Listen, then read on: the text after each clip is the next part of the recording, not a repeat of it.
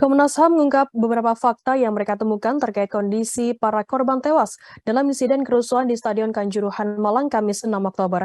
Komisioner Komnas HAM Muhammad Khairul Anam mengatakan kondisi mayoritas jenazah korban kerusuhan tersebut tampak berwajah biru. Anam memprediksi warna biru pada wajah korban ini kemungkinan karena disebabkan kekurangan oksigen dan gas air mata. Selain itu, di beberapa jenazah lain juga tampak matanya berwarna sangat merah imbas gas air mata dan mulutnya mengeluarkan busa. Anam juga menjelaskan karakter luka yang dialami oleh korban.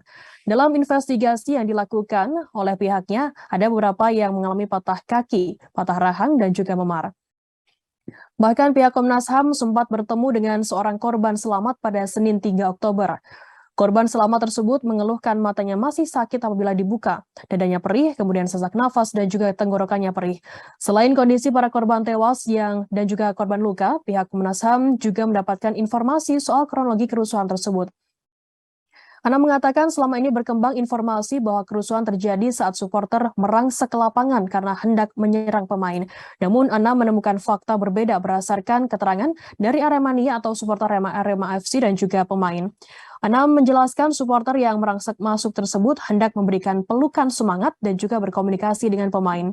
Supporter yang turun ke lapangan ingin memberikan dukungan meski Arema FC kalah melawan Persebaya Surabaya. Menurut pengakuan pemain Arema FC terakhir yang meninggalkan stadion kepadanya, kata Anam, pemain tersebut mengatakan hal yang sama. Bahkan kata Anam, pemain tersebut sempat menunjukkan fotonya ketika dirangkul Aremania. Namun demikian, kata Anam, pihaknya masih menelusuri secara mendalam terkait hal tersebut.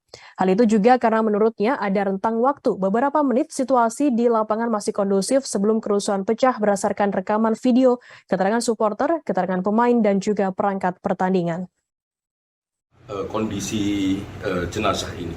Jadi jenazah ini angkanya pasti akan bertambah gitu ya, dari 125 pasti akan bertambah terus karena memang situasinya saat itu di hari H ya, mulai Sabtu sampai Minggu pagi itu memang sangat crowded sehingga angkanya akan bertambah karena beberapa belum dicatat atau langsung dibawa pulang oleh anggota keluarganya. Nah, itu yang pertama. Yang kedua, kondisi jenazahnya sendiri ya, secara fisik gitu.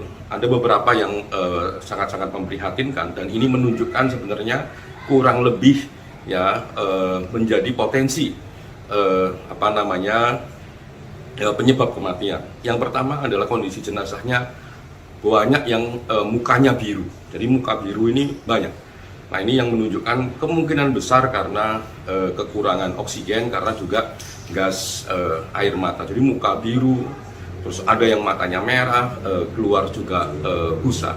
Jadi teman-teman khususnya keluarga dan khususnya teman-teman Aremania maupun relawan yang menangani jenazah memberikan informasi terkait